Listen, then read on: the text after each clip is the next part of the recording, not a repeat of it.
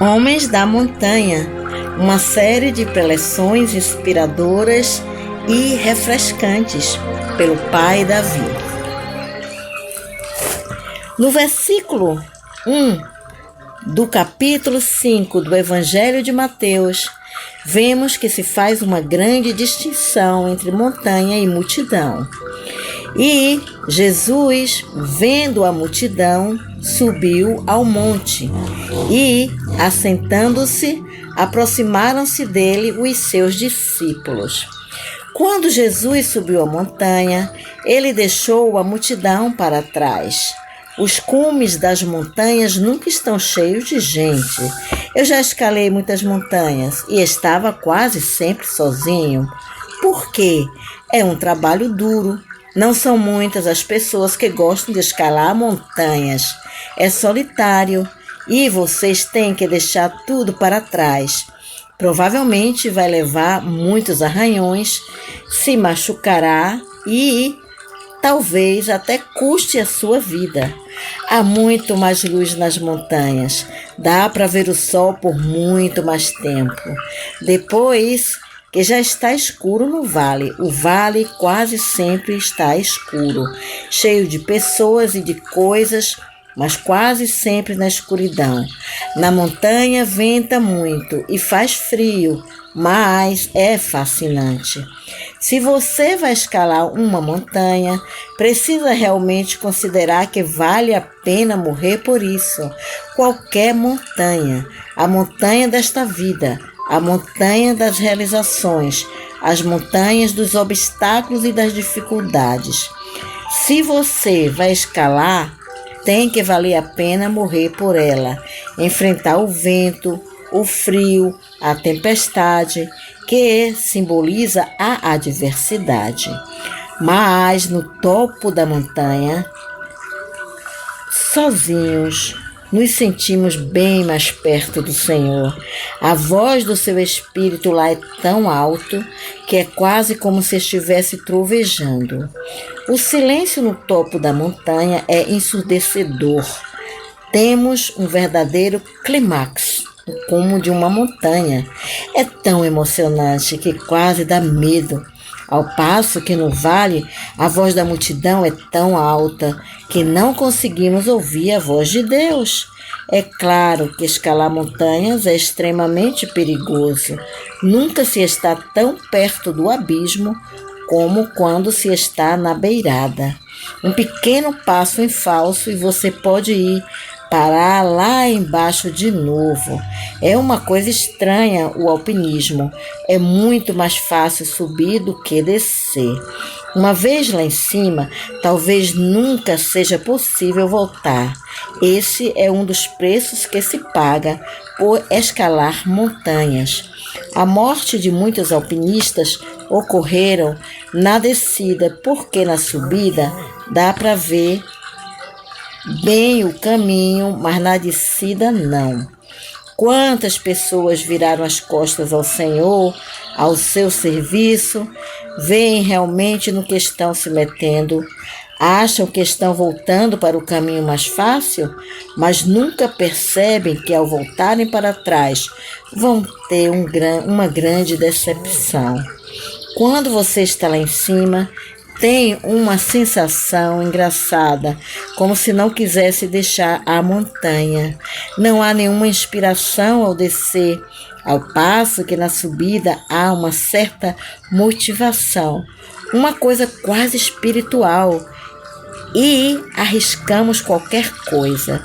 Na descida não há inspiração, nem meta, nem realização. Só estamos deslizando de volta para o atoleiro, para o pântano da humanidade e o lodaçal da multidão. Só os pioneiros escalam montanhas.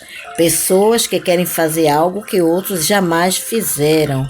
Pessoas que querem estar acima da multidão, além daquilo que já foi feito e realizado. Os pioneiros, eles têm que ter visão para ver o que ninguém mais consegue ver. Fé para acreditarem em coisas que ninguém mais acredita. Iniciativa. Iniciativa para ser o primeiro a tentar. Coragem para ter peito para ir até o fim. Lá na montanha, você é o primeiro a ver o sol nascer e o último a vê-lo se pôr. Você tem uma visão total de toda a gloriosa criação de Deus. Vê o horizonte em toda a sua extensão, os 360 graus, e é como ver toda a vida do começo até o fim e compreendê-la. Você sente como se estivesse vivendo na eternidade, enquanto que lá embaixo eles vivem no tempo. Você vê o mundo na sua perspectiva exata, com cordilheiras após cordilheiras, para ser conquistada. Um mundo além da visão e do horizonte do homem comum. Você vê picos distantes para serem escalados. Você vê vales distantes ainda por atravessar. Você vê coisas que os homens no vale jamais conseguirão ver, nem mesmo compreender. No vale você fica envolvido com a multidão, com as coisas ilusórias, com o materialismo, e não consegue ver nada mais senão tempo e criaturas e coisas temporárias que em breve passarão. Mas se elevar sua cabeça acima dessa multidão, você próprio se tornará uma montanha no meio deles, e eles ficarão ressentidos com você. Resistirão, lutarão contra você, porque não conseguem nem querem compreendê-lo. Eles nem querem saber que há montanhas, não querem que outros ouçam que há montanhas ou recebam uma lufada do ar refrescante do pico cristalino. Eles querem mantê-lo presos lá embaixo, no vale, na lama, no lodossal. Quando veem que você está numa montanha e eles no vale, eles odeiam você, porque é óbvio que está acima deles e eles não querem que ninguém esteja acima deles. Eles querem mantê-lo atolados na lama como todos eles. Eles não querem subir e nem querem saber que existe outro lugar para ir além do vale, e farão todo o possível para desencorajá-lo a escalar a montanha. Você já reparou que desde tempos imemorais tem-se travado guerras entre os povos que vivem nos vales e os povos que viviam nas montanhas? É um fato histórico, por incrível que pareça. As pessoas das montanhas são sempre mais fortes, mais robustas, mais resistentes e sempre em menor números. Mas elas sempre sobreviveram, porque sempre tiveram as suas montanhas onde se refugiarem, e as pessoas do vale nunca conseguiram persegui-las, porque o povo do vale não era suficientemente forte e ágil para escalar montanhas. Então perseguia o povo das montanhas até certo ponto e depois o deixavam. Só queriam se livrar dele. O povo do vale não querem conquistar as montanhas. Eles só queriam se livrar do povo da montanha, que era como espinhos na carne deles e esporas nas suas ilhargas. As pessoas das montanhas provaram que era possível viver em outro lugar que não fosse o vale, uma coisa que eles diziam ser impossível. A história está cheia de exemplos de povos de montanha que conquistaram os povos do vale, mas são poucos os exemplos de povos do vale que conquistaram os povos das montanhas. O perigo, porém, que sempre houve para as pessoas das montanhas é que depois que conquistarem o povo do vale, elas próprias se radicaram no vale. Então, aprendemos com a história que é melhor para os povos das montanhas estarem em guerra com os povos dos vales, porque tem que estar em guerra contínua, interminável, implacável com o vale, para que não aconteça que o vale se apodere deles também. O perigo é quando fazemos as pazes com o vale e quando se torna seguro irmos lá embaixo. O maior perigo é quando nos sentimos em segurança e estáveis, porque então perdemos aquela liberdade que se tem na montanha, a liberdade arrebatadora da montanha. O vale é território do homem, as terras altas são territórios de Deus. O homem domina o vale, mas só Deus domina a montanha. E aqueles que vivem na montanha sabem disso. Mas o homem que vive nos vales pensam que eles são Deus, porque decidem a sua própria vida, sentem-se tão seguros que acham que não precisam de Deus, porque como não conseguem mais ver o céu, se esqueceram que existe um Deus. Mas as pessoas nas montanhas passam por experiências tão assustadoras, terríveis e perigosas, que têm que viver pertinho de Deus. Os caminhos é acidentado, é escarpado e você tem que carregar uma carga difícil e pesada. E as pessoas que encontram quando estão subindo nem sempre são amáveis, mas elas são ainda piores do que lá embaixo no vale. Não há muitos lugares para viver na montanha, só pequenos abrigos toscos e cabanas. Não há muito para comer, é frio, é ventoso, mas até morrer lá é emocionante. É melhor você morrer na montanha do que viver no vale. Quem é que alguma vez leu no jornal sobre alguém que escorregou e caiu numa rua da cidade? Mas o homem que morre na montanha, mesmo num país distante, faz notícias, porque pelo menos ele ousou tentar. Josué e Caleb, dois dos espiões hebreus do Antigo Testamento, eram verdadeiros pioneiros e homens da montanha. Eles foram os únicos da antiga geração que sobreviveram os 40 anos no deserto. Eu acho que era da mesma idade de Josué. Da mesma idade. Josué conquistou uma nação e, aos 80 anos de idade, Caleb praticamente disse: deixem o resto dos covardes ficarem com os vales. Ele ainda era um lutador, um pioneiro, e disse: eu fico com a montanha. Vê em Números 13, versículo 30. Caminhos batidos são para homens abatidos, mas os picos das montanhas são para os grandes pioneiros. Se você escolher a montanha, deixará a multidão para trás e então saberá quem são os discípulos.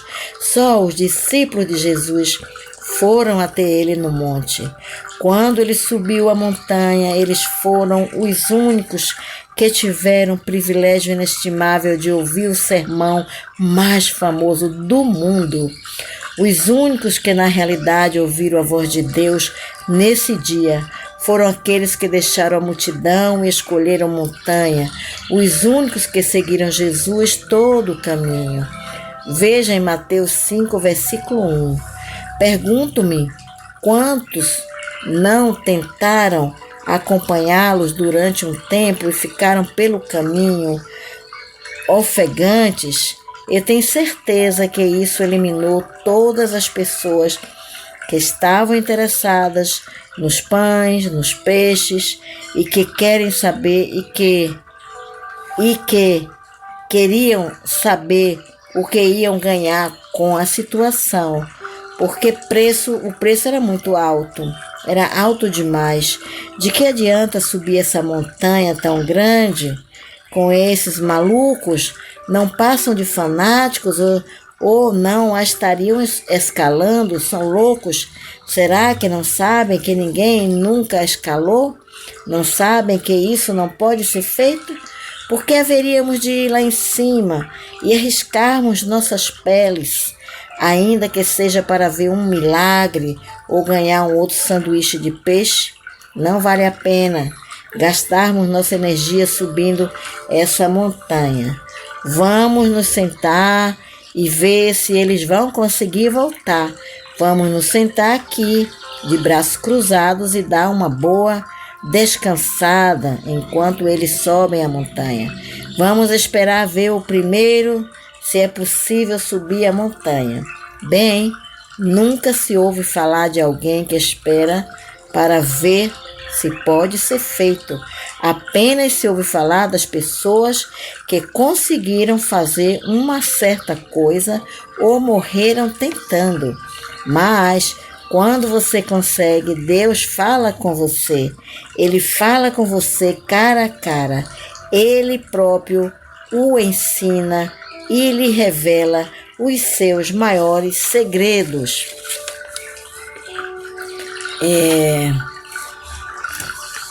Então, o que é que você ouve na montanha?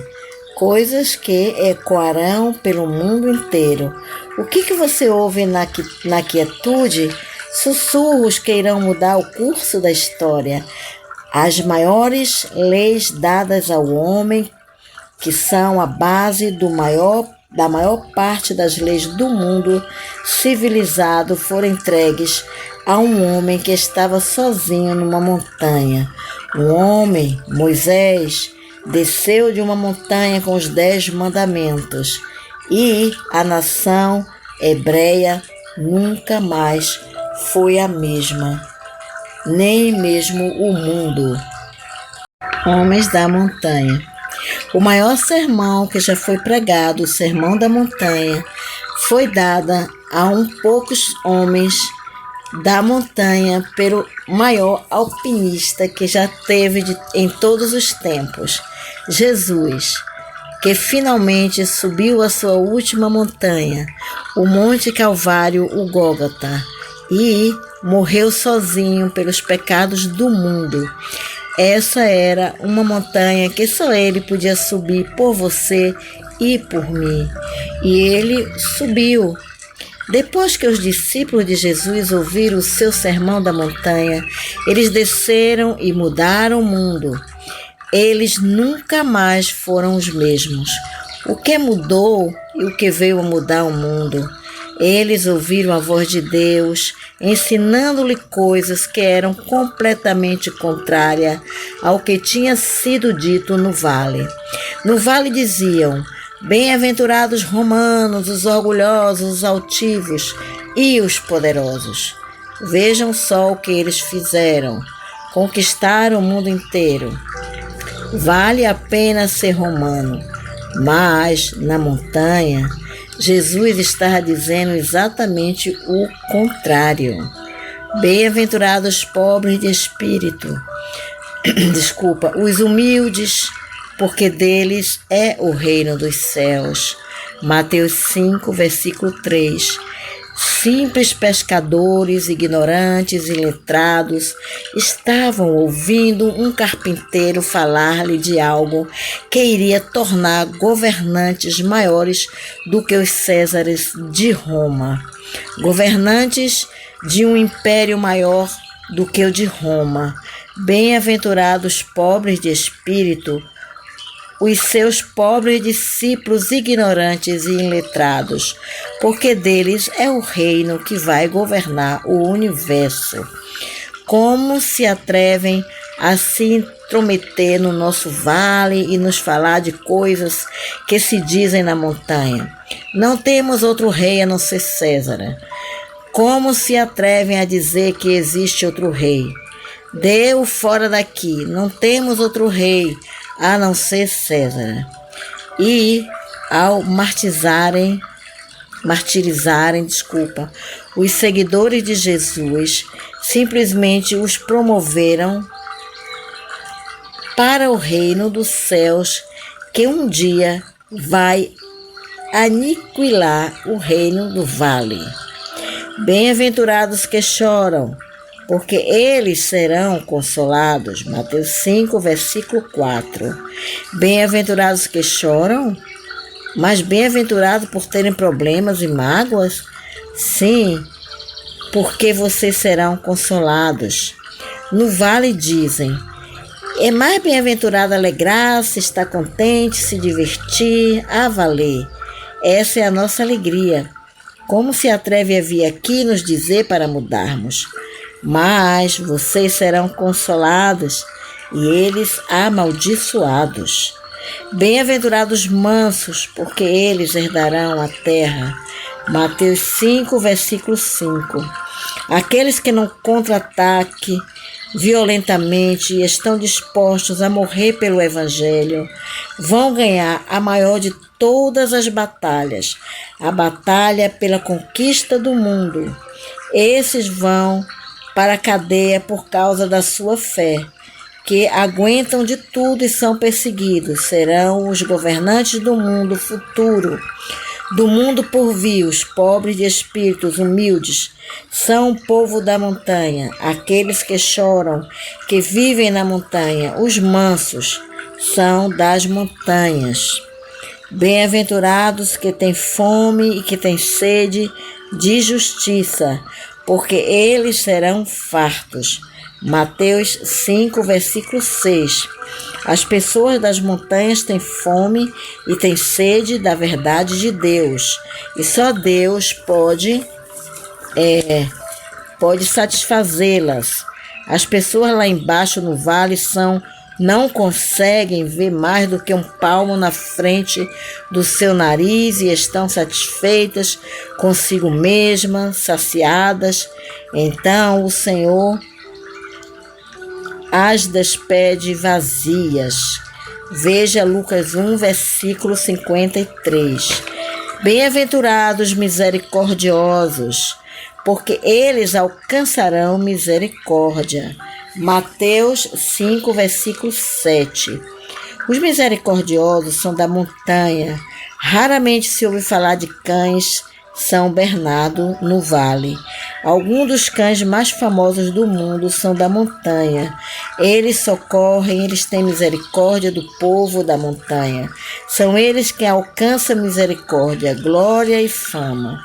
Bem-aventurados limpos de coração, porque eles verão a Deus. Mateus 5, versículo 8. Na montanha não há condenação. A neve derretida é a água mais pura do mundo, a água destilada, completamente pura, diretamente de Deus. Ainda que os vossos pecados sejam como escarlate, e eles se tornarão brancos como a neve. Ainda que sejam vermelhos como carmesins, se tornarão como a branca lã. Isaías 1, versículo 18. Puros de coração, o rei Davi nem sempre foi puro, mas como amava o Senhor, ele sabia que era pecador e alcançou misericórdia. Deus o considerou justo e puro de coração. Não há poluição na montanha. O ar é puro, a água é pura, as pessoas são puras de coração. Elas veem a Deus. Bem-aventurados pacificadores, porque eles serão chamados filhos de Deus. Mateus 5, versículo 9. Pacificadores com quem? Está com paz com o inimigo? Como podemos estar em paz com eles? Como podemos estar em paz com o vale, quando o vale se recusa a estar em paz conosco? Você chega para pregar a paz e o que acontece? Eles querem guerra. Não se pode fazer paz com aqueles que querem guerra. Então, com quem você pode estar em paz? Com Deus, com os pacificadores, aqueles que querem paz.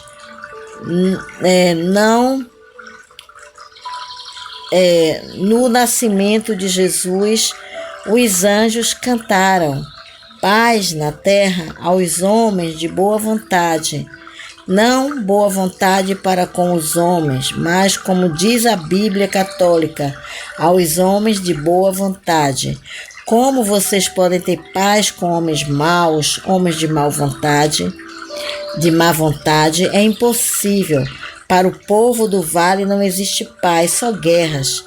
Eles nunca estão em paz entre si, porque nem conseguem se entender. A única coisa que se pode fazer é conquistá-los.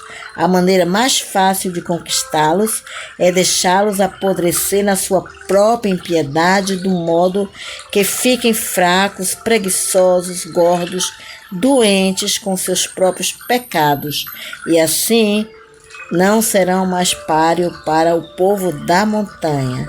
Há milhares de anos que isso acontece na história. O povo da montanha sempre conquistou o povo do vale, sempre. Bem-aventurados que sofrem perseguições por causa da justiça. Mateus 5, versículo 10. Eles descem da montanha, oferecem a paz da montanha para os do vale, mas são maltratados, são presos, são crucificados. Contudo, são abençoados. E mais bem-aventurados ser maltratados, presos, crucificados por Jesus. E mais bem-aventurado ser maltratado do que quando se sabe que é da montanha, que se tem a verdade e que se sabe que está certo, do que viver uma mentira no vale, em ócio e segurança.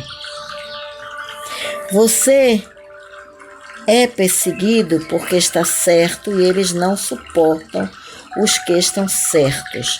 O povo do vale está na escuridão há tanto tempo que a luz os cega e não aguentam quando descobrem que você está certo e eles estão errados. Eles não querem ser desmascarados, porque deles é o reino dos céus. Acabamos onde começamos. Os pobres de espírito são os perseguidos e ambos acabam possuindo o reino dos céus. Não os valentes, né? Os que se acham, né? Mas os pobres de espírito dependentes de Deus. Bem-aventurados sois vós quando vos injuriarem, perseguindo, mentindo, disserem todo mal contra vós por causa de mim. Mateus 5, versículo 11. As pessoas do vale dizem: vocês estão perturbando o nosso falso senso de segurança, perturbando a nossa paz. O que você está realmente tentando fazer era dar-lhe paz, mas estavam perturbando a confusão deles. Vocês estavam trazendo uma atmosfera de paz no meio da confusão. Para eles, confusão é paz. Esse é uma espécie de paz que eles compreendem. Eles detestam que você venha lhe mostrar a paz verdadeira, porque isso revela que eles não têm.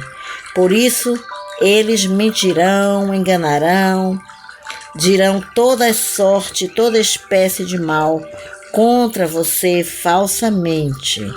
Mas exaltai-vos, alegrai-vos, porque grande é o vosso galardão nos céus. Mateus 5, versículo 12.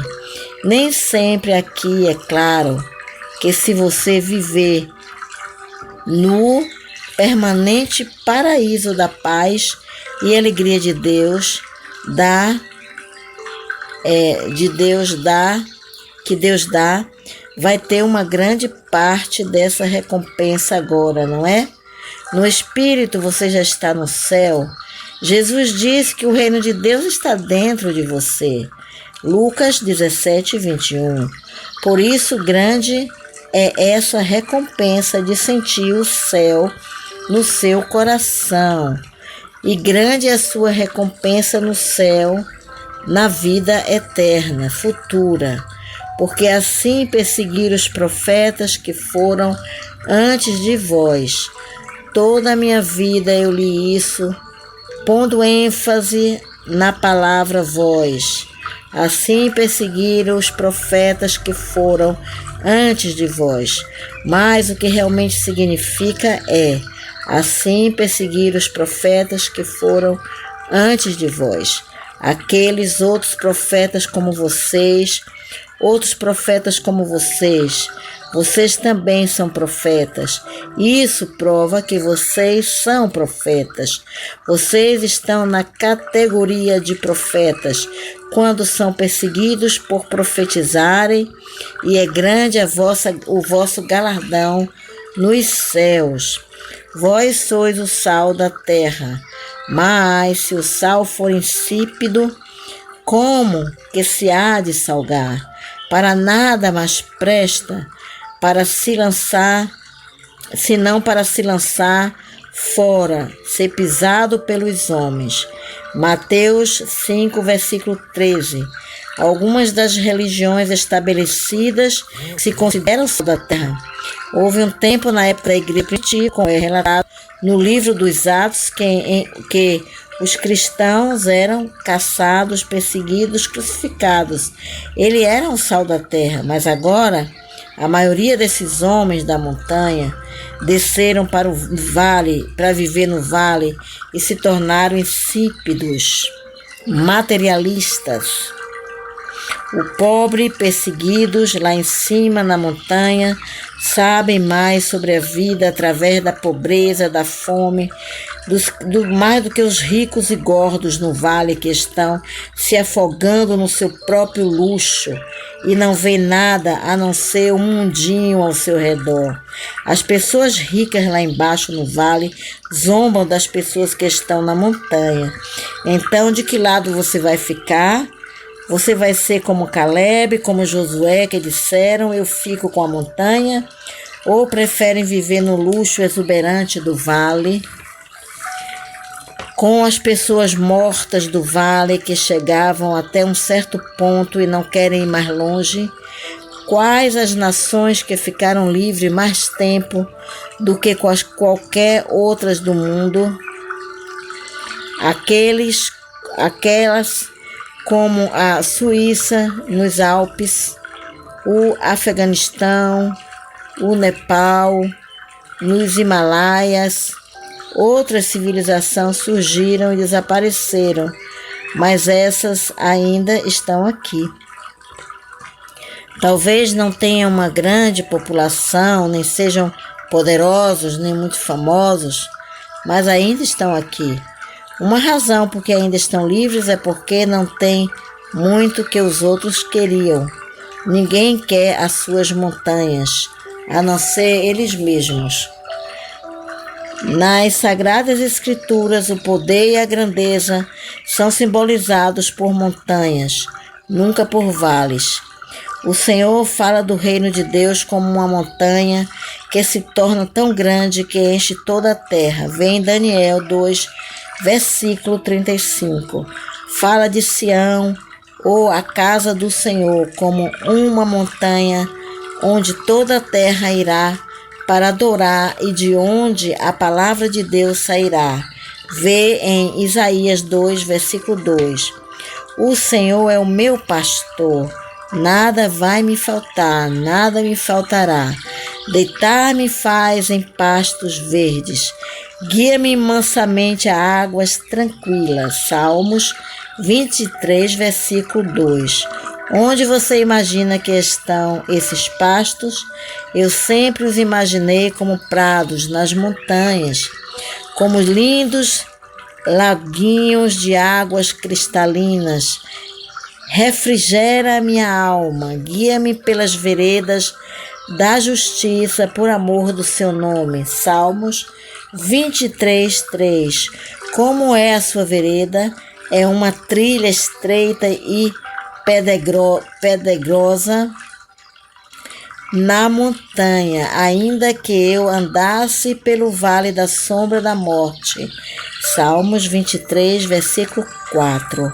Há morte no vale, a vida está na montanha. Saia do vale, fuja para a vossa montanha como pássaro, vós que estáis cansados do pecado. Salmos 11, 1. O Senhor é o meu pastor. Você está vivendo uma vida nova, maravilhosa com Jesus, nos lindos e verdes pastos nas montanhas? Se você ainda não vive uma vida assim, pode receber Jesus no seu coração agora mesmo, para que você tenha dentro de você essa paz e tenha todos esses frutos que ele falou no Sermão da Montanha. Ser manso, humilde, amoroso, ser um exemplo de pessoas como ele é, né? Com essa simples oração você pode ser como Jesus, porque ele está tocando na porta do seu coração.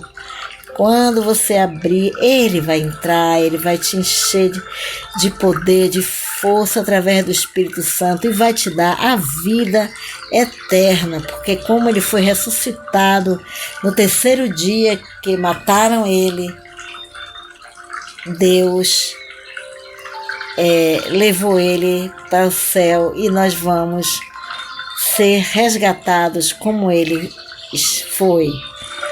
Então, através de Jesus, que é o caminho, a verdade e a vida, nós vamos viver eternamente. Só faça essa oração. Fala assim: querido Jesus, eu acredito que você é o Filho de Deus e que morreu por mim. Peço-lhe que perdoe todos os meus pecados. Eu abro a porta da minha vida e convido você a entrar no meu coração. Peço que me dê a vida eterna. Por favor, entra, Jesus. Me ajude a ter dentro de mim o teu poder através do Espírito Santo e ler a sua palavra, a Bíblia, e viver por você. Por favor, me encha com seu Espírito e me ajude a falar aos outros sobre você para que eles também possam conhecê-lo. Eu peço no nome de Jesus e possa subir essa montanha espiritual, né? Que é bem simbólica, e deixar esse mundo para trás, o mundo do egoísmo, o mundo do orgulho, o mundo da vaidade, da avareza, o mundo do materialismo, e ter dentro de si outra visão, a visão celestial, a cultura do céu.